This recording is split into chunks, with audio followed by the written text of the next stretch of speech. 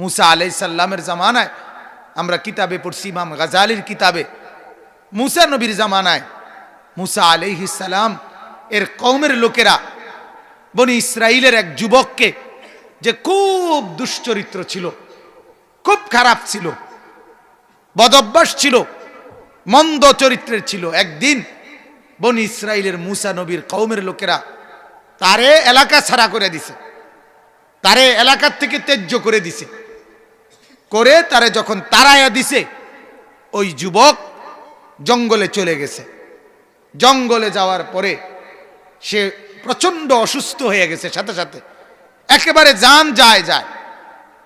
যখন সে দেখতেছে তার পাশে আর কেউ নাই, কোনো সহযোগিতাকারী নাই, তার জীবনও চলে যাচ্ছে, এই সময় সে চোখের পানি ফেলে পাহাড়ের মধ্যে একাকী আল্লাহর কাছে চোখের পানি ফেলে কাইদা কাইটা দোয়া চাইছে, মাওলা আজ চতুর্দিকে আমার কেউ নাই, আর আমি জানি তোমার কাছে বলার মতো ভাষাও আমার নাই, কারণ আমি বলবো কেমনে, আমি তো কোনোদিন একটা নেক কাজ করি নাই, একটা ভালো কাজ করি নাই মাওলা। তবুও আমি তো জানি মাওলা তুমি রহমান, তুমি গফফার, তুমি মাফ করে নেওয়ালা। আজ সব হারিয়ে তবুও তোমার কাছে চাইলাম, তুমি আমারে মাফ করে দাও মাওলা, আমার জিন্দিগির নাফরমানি আমি মাফ করে দাও। এরপরে ওই যুবক মৃত্যুবরণ করছে। আল্লাহ তাআলা মুসা নবীর কাছে ওয়াহি পাঠাইয়া বলছে, আমার একজন বন্ধু ওই পাহাড়ে মারা গেছে, তুমি তোমার দলবল নিয়ে জানাজা পড়ে দাফন করে আসো।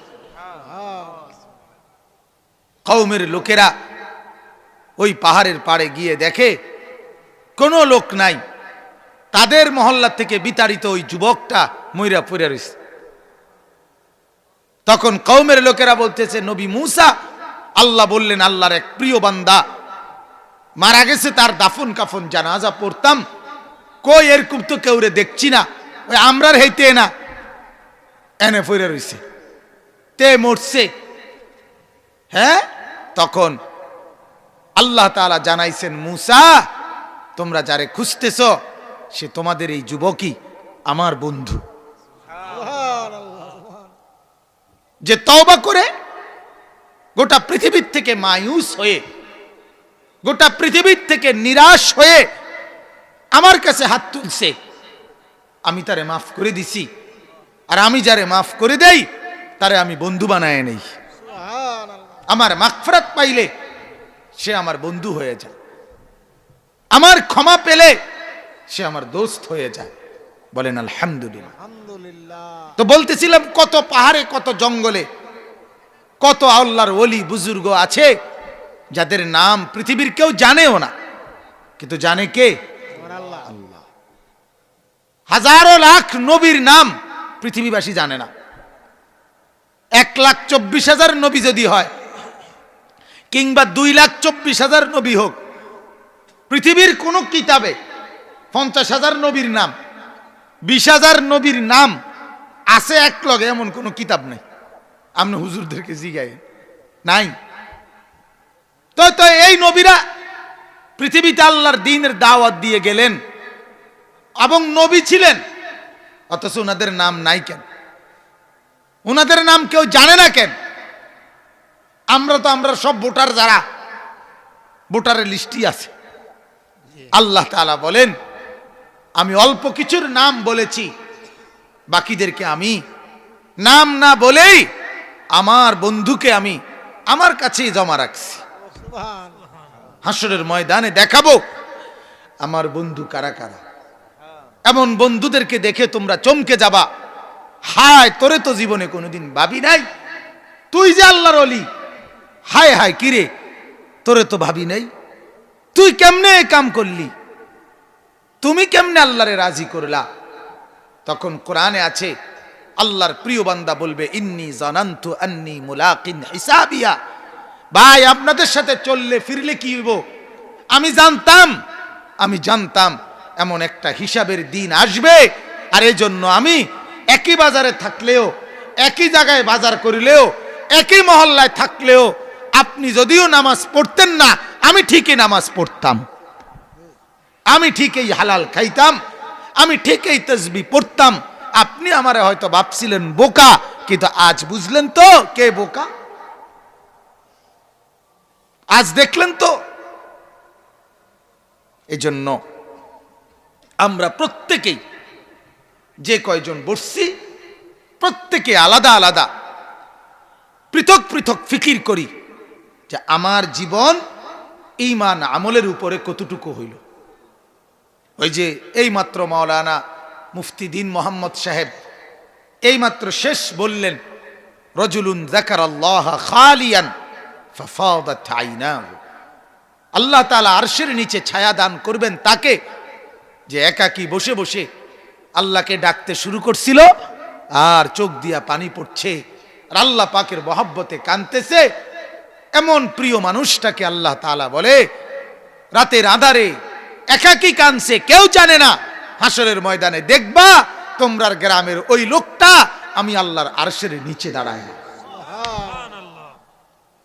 আরশের নিচে দাঁড়িয়ে আছে, তুমি টের পাইতা না, কারণ সে তো কাউকে জানায় নাই, সে তো একাকী আমাকে ডাকছে, একাকী আমাকে ডাকছে।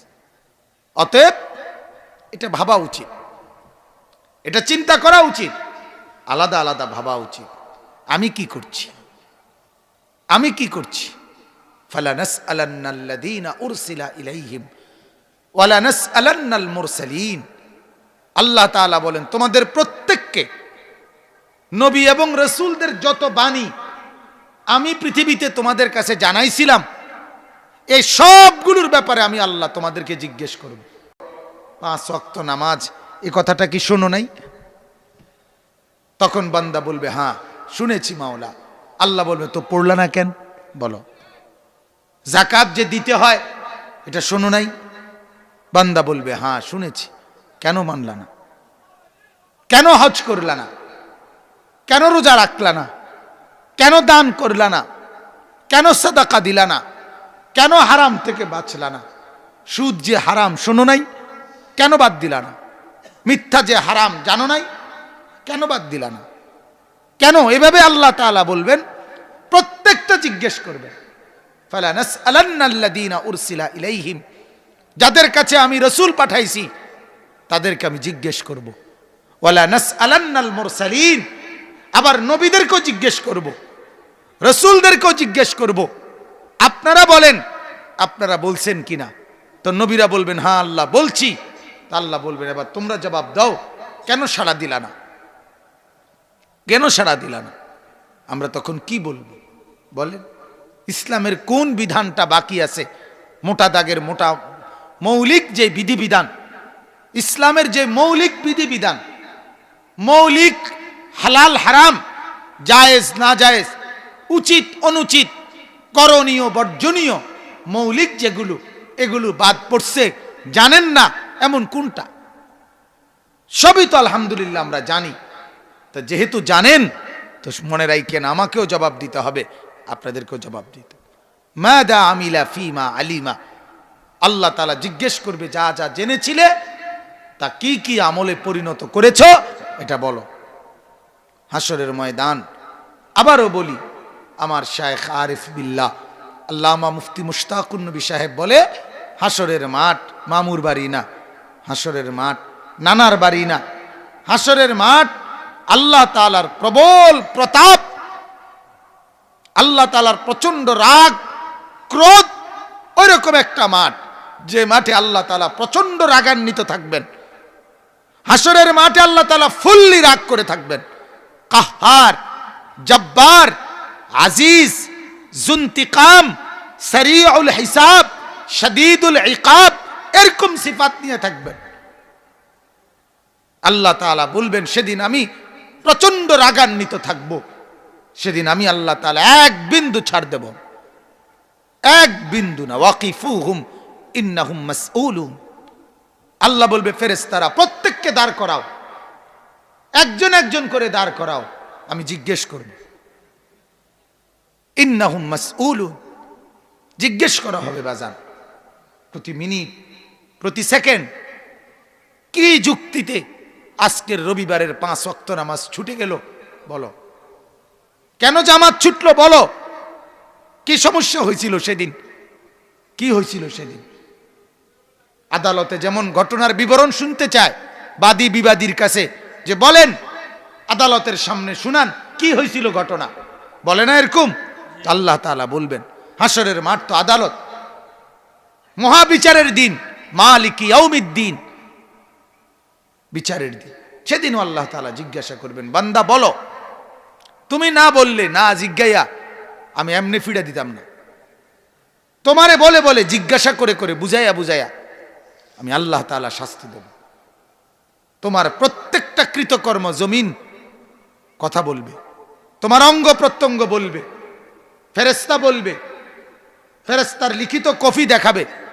আমি আল্লাহ তাআলাও বলবো, আমার নবীরাও বলবে, সব কিছুর পরে তোমাকে শাস্তি দেওয়া হবে।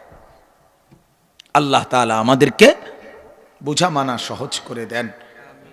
আল্লাহ তাআলা আমাদের প্রত্যেকের কলিজা এই কথাগুলো আমরা বারবার বলি, প্রতিনিয়ত আমরা বলি বাজান। যত বক্তা, যত ওয়াইজ, যত আলেম, সবাই আমরা বারবার বলি। কেন বলি? এক কথা বারবার, এক কথা বারবার, এক কথা বারবার। কেউ আল্লাহর বান্দারা আখিরাত চেনেন, আখিরাত চেনেন, পরকাল চেনেন, কবরকে গুরুত্ব দেন। আপনি ভাবেন না, আপনি আমার এই কথাটা আবার ভাবেন।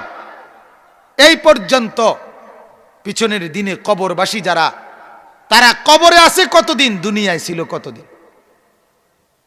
কথা বোঝেন নাই?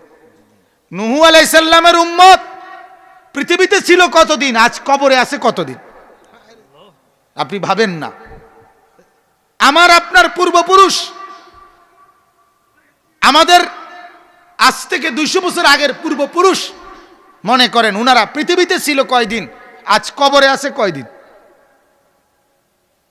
পৃথিবীতে থাকছে হয়তো 60 বছর, 70 বছর, কবরে আছে শত শত বছর। কি ভাই ভাবেন তো? তাহলে এখানে তো আমরা চোখেই দেখতেছি, হাসরের ময়দান ফরে থন না, এটাই কর না যে আমি তো হিসাবে বুঝতেছি যে আমারে দুনিয়ার থেকে কবরে বেশি থাকতে হইব, ঠিক কিনা? কর না, হাসরের ময়দান রাখেন না, পরে কন, এটার হিসাব পরে কন, এটাই কর না। এটা তো আমরা চোখের সামনে, চোখের সামনে। ওই আমাদের ক্যান্টনমেন্ট আপনার ময়নামতি সাবের বাজারের আগে, এখানে 200 বছরের আদি কবরস্থান আছে,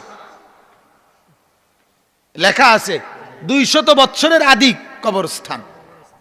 কি ভাই, তাইলে এই মানুষগুলো আজ কতদিন কবরে অপেক্ষা করছে? পৃথিবীতে ছিল কয়দিন? দুনিয়া ভোগ করছে কি, তার ভোগ করছে কি, ভোগ করছে আর দুনিয়া বাজান? ভোগ করতে পারে না তো মানুষ। যারা আয় রোজগার করে, এ খরচা মিলাইতে মিলাইতে, আবার এটি গুছাইতে গুছাইতে নতুন চাহিদা তৈরি শেষ হয়ে যায়, আবার তৈরি হয়, আবার তৈরি হয়, আবার তৈরি হয়, আবার তৈরি হয়। গত ঈদ যাইতে না যাইতে পরের ঈদ আইয়ালায়, গত কোরবানি যাইতে না যাইতে নতুন কোরবানি আইসা পরে, গত বছরের টিয়া অনুসুদ করে কুলাইতে পারলাম না, এবছর কোরবানি আবার, গত বছরের ঈদ শেষ করতে পারলাম না, এবছর আবার। এমন না জিন্দিগি? গত মাসের ঋণ সুদ করতে করতে এই মাসে আরো 12,000, এই মাসে আরো 10,000, এই না জিন্দিগি মানুষের? তো দুনিয়া চাহিদা পূরণ হয় কিভাবে?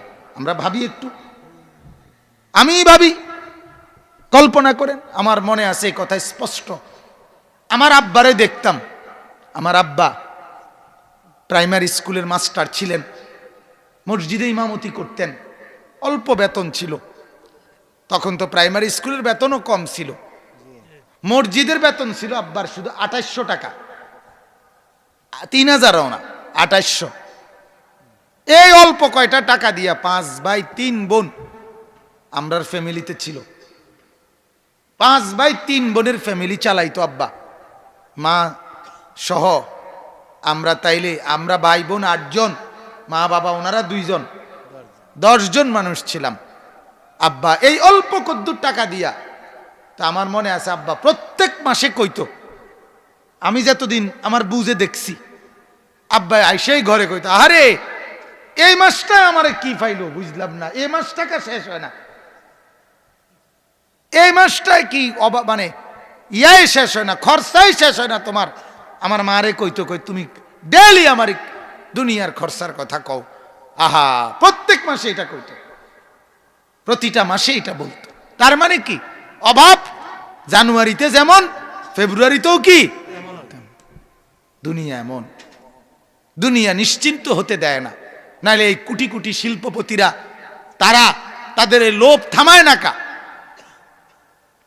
এই গার্মেন্টসের মালিক, মেইলের মালিক, ফ্যাক্টরির মালিক, আপনি একটা দিন যান না কেউ, আপনারা কেউ তারার সমস্যা শুনলে, তারার টেনশন শুনলে আমনে গৈরাইয়া কানবেন, গৈরাইয়া কবেন আরে ভাই আমনে দরকার হলে আমি বন খাইতাম না, আমনে আমার বনের টেহারা নেন।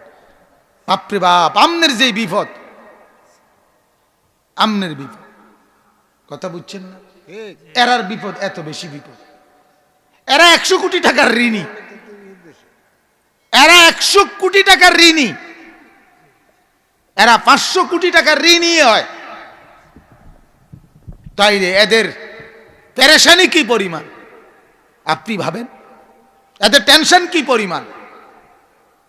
এজন্য আমরা বারবার বুঝাইলাম, আপনাদেরকেও বুঝালাম, দুনিয়া এক রাবারের মতো, যেটা শুধু টানলে বড়ই হয়, কখনোই ছেড়ে দিলে আবার টান দিলে আবার লম্বা। অর্থাৎ এটা কখনোই স্থির হয় না। দুনিয়া কখনোই তৃপ্ত হতে দেয় না। একমাত্র তৃপ্তির জায়গা, নিরাপদ জায়গা, আর কোনো টেনশন নাই, ওটার নাম জান্নাত। বলেন আলহামদুলিল্লাহ, বলেন আলহামদুলিল্লাহ। অতএব আমরা যে কয়জন বসছি, আমরা প্রত্যেকেই প্রথম এই ফিকির করব যে ইনশাআল্লাহ আমরা আখিরাতকে সামনে রেখে দুনিয়া চালাবো। আল্লাহ কোরআনে এটা বলছেন, ওয়াবতাগি ফীমা আতাকাল্লাহুদ দারাল আখিরা ওয়ালা তানসা নসীবাকা মিনাদ দুনিয়া। আল্লাহ বলে, বান্দা তোমারে আমি যা দিয়েছি তা দ্বারা 1 নম্বরে তুমি আখিরাতে একটা ঘর জান্নাতের মধ্যে তালাশ করো, বানাও। আগে জান্নাতে একটা ঘর বানাও, আর এরপরে ওয়ালা তানসা নসীবাকা মিনাদ দুনিয়া, দুনিয়ার প্রয়োজনও তুমি ভুলে যেও না, দুনিয়ার জরুরতও পূরণ করো। তবে আগে আখিরাতকে সামনে রাখো, এরপরে দুনিয়াকে পূরণ করো। তাইলে দুনিয়াও শান্তি পাইবা, আখিরাতও শান্তি পাইবা। এখন আমার দোকান, আমার নামাজ, আগে নামাজটা পড়ে ফেলো, এরপরে দোকানদারি করো। আখিরাতও নিরাপদ রইল, দোকানদারিও চল। ফিকির মিলাও, জিন্দিগি মিলাও বাপ, দুইটাকে একত্র করো। আখিরাতকে আগে রাখো। মানুষ তার প্রয়োজনে কে ভাগ করে, এটা দুনিয়ার নিয়ম। মানুষ তার জরুরত ভাগ করে, যে আমার অনেকগুলো জিনিস দরকার, আমার ঘরে আজকে বাজারও দরকার, আমার ঘরে একটা 2টা বালিশও দরকার, আমার ঘরে আপনার একটা কাচের 6টা কাচের প্লেটও দরকার। কিন্তু এই মুহূর্তে 3টা দরকার। আজকে মনে করেন, কথার কথা, আমার 2টা বালিশ দরকার, 6টা কাচের প্লেট দরকার, আবার বাজার দরকার, মানে মাছ তরকারি দরকার। এখন বুদ্ধিমান ব্যক্তি আগে 4 কাপ কিনা লাগবে আজগা, যে বাজারটা পরে করুম 2 দিন পরে, এ না কথা কয় না? আগে বাজারটা করা, আগে মাছ তরকারি ন্যায্য বিষয়। বালিশ দুটোটা দরকার হলে 3 দিন পরে বানাইলাম, ঠিক কি না বলেন? তাইলে মানুষ তার প্রয়োজনকে, জরুরতকে প্রাধান্য দেয়। সবই জরুরত, কিন্তু এর ভিতরে একটা কি করে, সিস্টেম করে, যে আগে কোনটা তারপরে কোনটা। তো আমার দুনিয়াও দরকার, আমার আখিরাতও দরকার, আমার কবরও দরকার। তা আপনি এটাকে মিলান, আমার আখিরাত আগে দরকার, আমার দুনিয়া এরপরে দরকার। অতএব আমার নামাজ আগে দরকার, এরপরে আমার ব্যবসা দরকার। নামাজও পড়ি, ব্যবসাও করি, বাজারও করি, সেজদাও দেই, তাইলে আল্লাহও খুশি হবে, দুনিয়াও চলবে, আখিরাতও চলবে। আল্লাহ আমাদেরকে বুঝার তৌফিক দান করুন। আল্লাহ তাআলা আমাদেরকে কবুল করেন, বলেন আমিন।